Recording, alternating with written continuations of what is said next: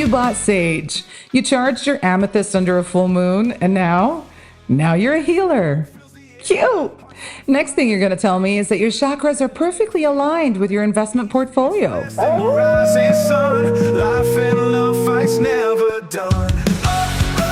I'm your host, Charlie, your unofficial guide to figuring shit out slowly and embarrassingly publicly.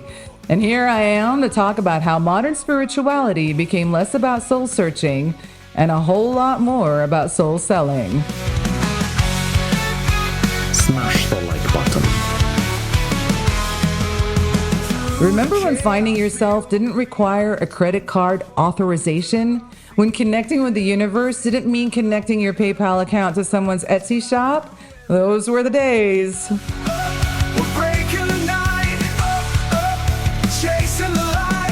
Now we've got spiritual influencers telling us that enlightenment is just one masterclass away.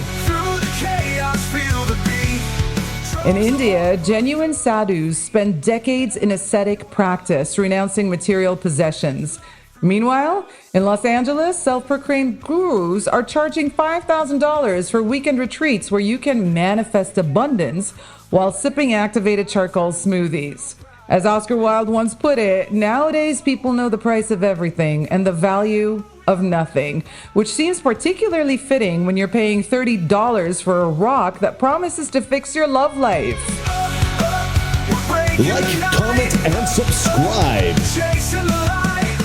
So let's trace how we got here, from authentic spiritual traditions to commodified quick fixes, from genuine seekers to spiritual landlords charging rent on enlightenment. We're going to explore the weird marketplace of modern spirituality, where ancient practices are repackaged, mass-produced, and sold back to us at a premium. It's time to separate the truth from the capitalist woo-woo. 3, 2, 1. Right, let's get into it. Historically, spiritual traditions weren't something you could add to basket and select next day delivery. They were initiatory, embodied, and damn well earned. Take Tibetan Buddhist monks, for example. While you're struggling through your 3-day digital detox retreat, these guys commit to decades, let me repeat this again, decades of silent meditation in caves. Not caves with Wi-Fi and complimentary coconut water, actual caves with actual silence. Some engage in the practice of dark retreat, where they meditate in complete darkness for years. Again, years. And here we are complaining when Netflix buffers for 10 seconds. Then you've got Sufi dervishes who've been at it since the 13th century, spinning themselves into literal transcendence. The whirling isn't some cute dance move for TikTok. It's a physically demanding spiritual practice that takes years to master. They spin for hours to music that doesn't even have a beat drop or a remix. No one's selling whirling dervish workout DVDs or spin your way to enlightenment programs now, are they? Though I'm sure someone in California is working on it as we speak. In Siberia and throughout the Amazon, shamanic initiations involve excruciating tests of endurance, plant medicine journeys that would make your ayahuasca weekend look like afternoon tea, and training under lineage holders who can trace their traditions back millennia. Swedish anthropologist Aki Hultkrantz documented shamanic initiations that included ritual death and rebirth experiences, which kind of tends to be a bit more intense than your rebirth breathwork class at the local wellness center. Flash forward to today, learn to activate your third eye in 7 minutes a day, only for $297. Oh my gosh! Did you hear that? Oh god! Manifest your soulmate with this rose quartz spray. Become a certified Reiki master in 1 weekend. The sacred got productized faster than you can say spiritual bypassing. As philosopher Slavoj Žižek points out, Western Buddhism is the perfect ideological supplement to neoliberal capitalism. It's stripped of its ethical demands and transformed into a stress relief technique that helps us function better as consumers and workers. Brilliant for the system, rubbish for actual spiritual development. Good job. I am so proud of you. Look at what's happening in India, the birthplace of yoga. True yogis are watching in bewilderment as their ancient spiritual technology gets converted into hip-opening journeys and yoga booty challenges. Traditional Sanskrit scholar Dr. Vasudeva Sharma from Mysore once remarked, "What you call yoga in the West would be unrecognizable to our ancestors. The asanas were merely preparation for meditation, not the main event." In Ghana, traditional priests undergo years of training before they can even perform ceremonies. Meanwhile, in Sedona, Arizona, some dude who went to a weekend workshop is now charging $500 for ancestral healing ceremonies inspired by ancient wisdom traditions he learned about from YouTube videos. The irony is spectacular. We've taken practices designed specifically to free us from materialism and attachment and turned them into products to be consumed. It's like using a fire extinguisher to start a barbecue. You're completely missing the point of the damn tool. Comedian Bill Hicks once said, "The moment you turn spirituality into a marketplace, you've killed it." Though I suspect he'd be shocked to see how much we've managed to kill it and still keep selling its corpse. Now, let's be honest, modern spirituality has become less of a discipline and more of an Instagram filter. It's not about the grueling inner work anymore. It's about looking like you've done the inner work while sipping our near CBD latte. The aesthetic is unmistakable, isn't it? White linens everywhere because nothing says I'm connected to the divine quite like impractical fabric choices. Eucalyptus hanging in the shower, not because you understand its properties, but because it photographs well against subway tiles. Himalayan salt lamps casting that perfect pink glow on your mindful morning routine TikTok. And don't forget to mention your divine feminine energy while sporting a flower crown that would make Frida Kahlo roll her eyes. The Instagram bio checklist has become a spiritual CV. Healer, lightworker, empath, plant-based, self-appointed titles that once required decades of discipline now require nothing more than the confidence to type them into your profile. It's spiritual appropriation by way of keyboard shortcuts. Philosopher Alan Watts might have said, if he were alive today, "You're not becoming more spiritual, you're becoming more branded."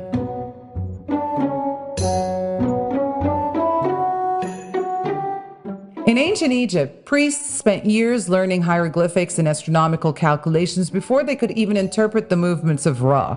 Today, you read one astrology app and suddenly you're qualified to tell everyone at dinner why Mercury retrograde is ruining their life. The reward isn't deeper understanding or genuine transformation.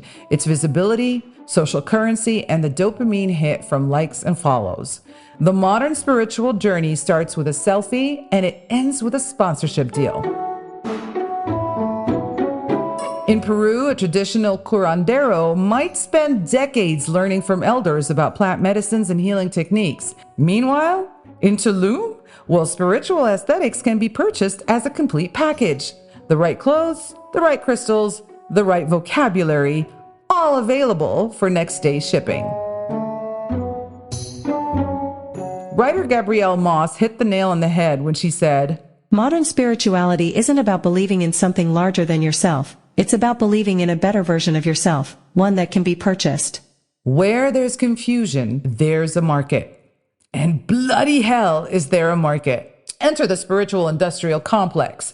Take Mind Valley, Gaia, Joe Dispenza, Gabby Bernstein. Well, maybe Joe Dispenza has a bit of a doctor edge, but the list does go on. These people are selling hope to the spiritually bankrupt with 5D graphics and 3D pricing.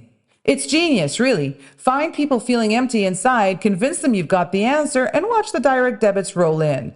The business model is incredibly simple. First, exploit the modern sense of emptiness. That nagging feeling that your Amazon Prime subscription and corner office haven't quite filled the God-shaped hole in your soul. Next, package esoteric ideas into digestible dopamine hits, preferably with slick production value and attractive people in linen sitting on beaches.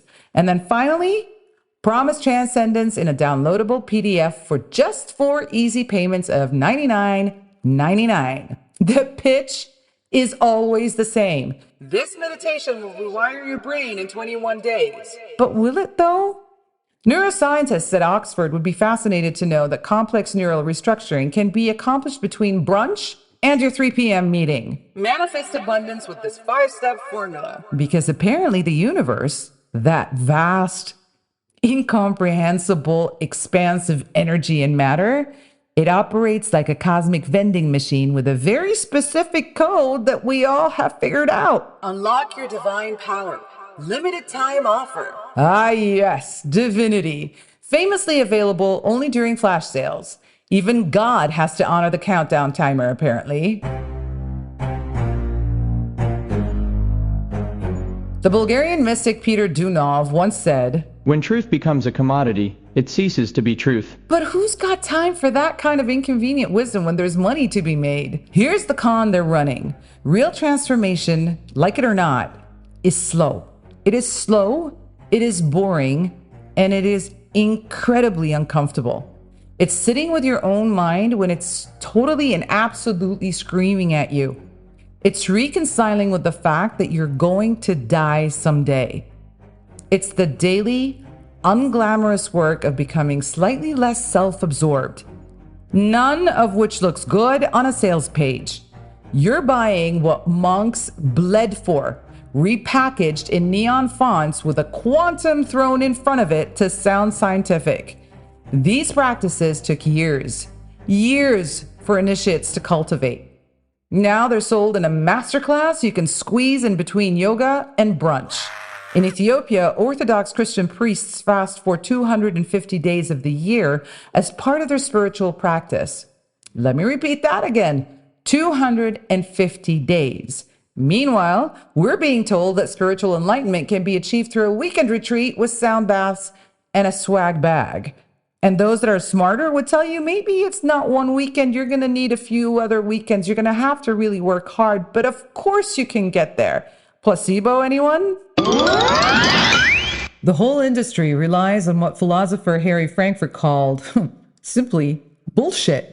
Speech that is designed to impress but does not care about the truth. Quantum field healing sounds impressive, now doesn't it? But ask anyone spouting it to explain the actual quantum mechanics involved and watch them change the subject faster than you can say double slit experiment. The late anthropologist Terence McKenna nailed it when he said, "Modern spirituality gives people the illusion of having had a spiritual experience rather than actually facilitating one. And we're paying premium prices for that illusion, delivery included." Now, let me be crystal clear. Mind the pun, of course. Holding space for those in need is always a great incentive. Convincing people they will reach spiritual highs by signing up to your class, well, that's another load of bull from where I stand. The problem is people can get so desperate so as to believe this, and these are the ones that I actually am concerned about. Spirituality is not a one-way ticket. If you have been disciplined enough to understand this, then I really don't need to go any further than that. Now, let's talk about the absolute theatrical masterpiece that is performative healing and the coaching pyramid scheme, or as I like to call it, the MLM of the soul. Spiritual bypassing has become an art form. You got trauma? Don't bother with therapy or actual psychological work. Just rebrand it as shadow work content. Post a teary-eyed selfie about how your childhood wounds are actually your greatest teachers. Nothing says I've processed my trauma quite like monetizing it before you've actually dealt with it. A Romanian philosopher once wrote, "It is not worth the bother of killing yourself, since you always kill yourself too late." Likewise, it's not worth bothering with actual inner work when you can just declare yourself healed and start charging others for the privilege of your absolute divine wisdom. The coaching culture is the true pyramid scheme of our time. Everyone and their grandparents become coaches. Your yoga teacher becomes a life coach. Your life coach becomes a business coach. Your business coach becomes a coach for coaches. It's coaches all the way down, each one charging more than the last. I had one awakening. Now I sell 12-week programs on yours. That is the business model. Had a single psychedelic experience at Burning Man? Well, congratulations. You're now qualified to guide others through their medicine journey. Meditated consistently for a month? Wow, time to open enrollment for your mindfulness mastery course. In South Africa, Sangomas train for years under established healers, often experiencing significant personal hardship as part of their initiation. Here, you can become a certified healer after a weekend Zoom workshop while sitting in your pajamas. The whole industry runs on an echo chamber of recycled buzzwords. Embodiment as opposed to what? Floating around as a disembodied spirit? Or sovereignty? Because apparently we're all monarchs of our internal kingdoms now. And sacred activation, which sounds important, but could mean literally anything from meditation to having a bath with fancy salts. Comedian Dave Chappelle once remarked, "The worst thing to call somebody is crazy. It's dismissive. But these healers are selling crazy packaged as enlightenment, and we're buying it in bulk." Now, the brilliant thing about this pyramid is that it's self-perpetuating. Once you've paid thousands for a certification, you're financially and emotionally invested in believing it was worth it. So what do? Well, you become a coach yourself to recoup your investment, and the cycle continues. Anthropologist Mary Douglas studied how societies create and maintain symbolic boundaries. She'd have a field day with how these coaching communities create artificial scarcity through limited enrollment periods and exclusive masterminds, all while teaching abundance mindset. The irony could power a small city. In the Kalui tribe of Papua New Guinea, healers are chosen by the community based on demonstrated abilities over time. They don't choose themselves or certify themselves. Imagine that. Accountability to actual results rather than how many followers you have or how good your course landing page looks. The truth is, if your healing needs to be performed, photographed, and posted, it might not be healing at all. It might just be content creation with crystals. We ride the currents of the unknown tide. Now, here's what Spiritual Marketplace doesn't want you to know. The algorithm rewards fake certainty, but actual growth actually lives in the question marks. Listen to these digital gurus and you think they've got it all sorted. The universe is working for you, not against you. Really? Tell that to the people of war-torn regions. Everything happens for a reason. Okay, well, really, does it? Or is that just a comforting narrative we tell ourselves to make sense of chaos? The certainty sells. Doubt doesn't make good for captions. But real growth? Let me tell you, it is a mess, it is private, and it is riddled with uncertainty. It happens in the moments that no one is filming. When you're not thinking about it, when you're not thinking about how it will translate to content. It's the 3 a.m. existential crisis that doesn't photograph well. It's the gradual realization that you might have been wrong about fundamental aspects of yourself. There's no filter that makes that look pretty. Authentic spiritual practice isn't about certainty. It's about developing a relationship with mystery. It's about silence, not the performative silence of a silent retreat with its carefully curated soundtrack. Unusual practice, breaking the mold, lighting up pathways, both new and old. Hippie-looking clothes that could probably feed a village, and beads that look better on a mannequin. But the terrifying silence where you meet yourself without distraction, that is it. It's about discipline. It's about showing up day after day when it feels pointless and when there's no audience to applaud your effort. It's about facing your inner contradictions, not just the parts that fit neatly into your brand. The Aboriginal peoples of Australia practice dadiri, deep listening and quiet awareness that requires patience and respect. There's no 21-day dadiri challenge. There's no certification. It's a way of being that unfolds over a lifetime. Now here's the unpopular truth that won't sell courses. No coach, course, or microdose can do the work for you. They might give you tools, perspectives, sure, or temporary insights, but the actual work of integration, that's on you, buddy. It always has been. You don't get healed, you live through healing. It's not a destination, it's a practice. Writer and psychologist Carl Jung noted, "There is no coming to consciousness without pain." But pain doesn't make for a very attractive landing page now, does it? In Morocco, Sufi practitioners speak of fauna, the annihilation of the ego. Not its enhancement, not its branding, not its monetization, it's annihilation. Now try putting that in your sales funnel and let's see how many conversions you're going to get. So don't worry, I'm not suggesting you burn your crystals in some dramatic purge. Keep them if you like them, they're pretty. Just don't expect them to do the work that only showing up for yourself can do. It could help in the placebo effect. Go ahead and pour your heart out on it. But that's not what's healing you. The challenge now is to reclaim your spiritual hunger from the digital marketplace. That longing for meaning, connection, and depth is legitimate. Sacred even. It deserves better than to be exploited by the next spiritual entrepreneur with a ring light and a catchy course name. Go back to basics. Stillness, discomfort, and slow time. Do not be afraid to get bored. It is past the boredom that you'll begin to appreciate yourself. Meditation isn't meant to be convenient. It is meant to be transformative. Prayer isn't a manifesting technique. It is communion. Service isn't a photo op. It's sacrifice. Estonian composer Arvo Pärt, known for his Tintinabuli style of composition that emerged from years of contemplative silence, once said, "The most important things are the hardest to say because words diminish them." Yep. Words box everything, and the most profound experiences resist packaging, marketing, and scaling. I'm a woman of many words when needed, but you're only meeting a fraction of me. The rest of the day, it is with silence that I actually feel. Silence is my greatest healer. Basically, I'm just gonna walk the earth. What you mean, walk the earth? You know, like Caine in Kung Fu. Walk from place to place, meet people, get in adventures. In Denmark, they have a concept called hygge, a quality of coziness and comfortable conviviality that engenders a feeling of well-being.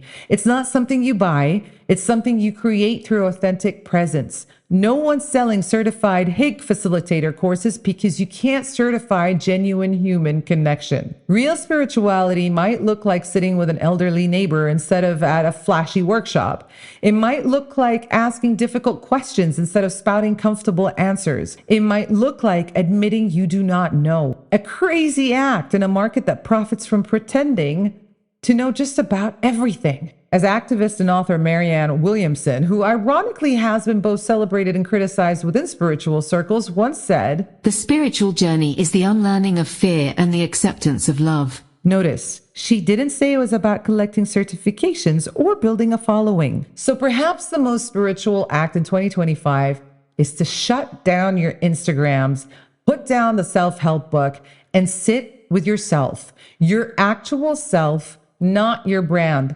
Just for a while. See what emerges when you're not performing, when you're not consuming, when you're not optimizing. That's where the real magic has always been, long before it became a hashtag. And here we are at the end, which in spiritual circles would be called a completion ceremony and probably cost you an extra $50. Look, I'm not saying throw away your branded yoga mat or delete your meditation app. I'm not saying not to fix your hair in some sort of funky Burning Man way or to add on any other material to it. All I'm saying is remember what these tools are for. They are to help you show up for the real work, not to replace it. Your 1 hour of yoga in a community, it is the community that makes you feel things. It is the fact that you're moving your body that makes you feel things. It is the fact that you've intentioned it that makes you feel things. And if that helps you, fantastic. But the work does not end there. You have got to learn to live in silence. So by all means, practice. And keep practicing, if for anything, to teach yourself discipline and find the energy your probably burnt out self is seeking.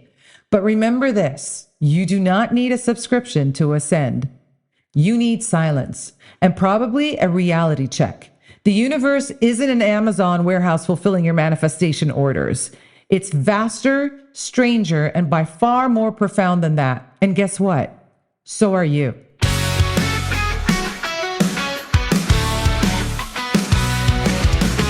The 14th Dalai Lama, when asked about Western spiritual materialism, simply said, "Remember that sometimes not getting what you want is a wonderful stroke of luck." Not exactly the message you'll hear from someone trying to sell you a prosperity crystal. So here's my call to quiet rebellion. Practice off camera.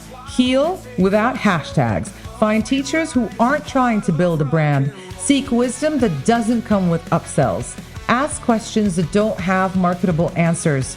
The reason that I believe and why I'm doing this episode in the first place is that I've now learned words limit the experience. I love you will never be able to express its truth.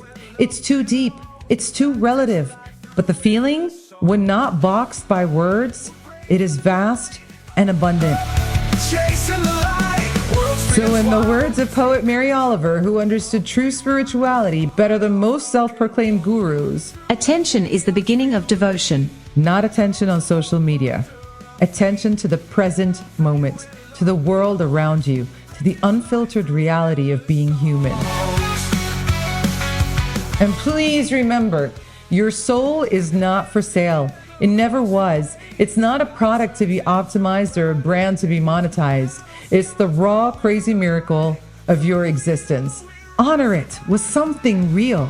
So now, I demand that you turn off this podcast and go sit in silence for a while.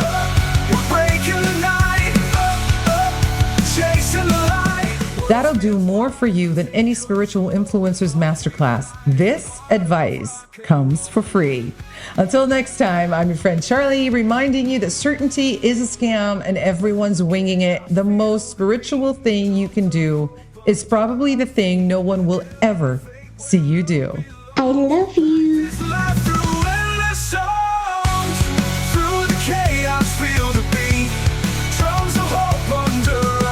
This show is sponsored by lechaos.co, lechaos.co, genderless sustainable loungewear in premium quality. Check it out and find some of your favorite quotes in this podcast embroidered on shirts.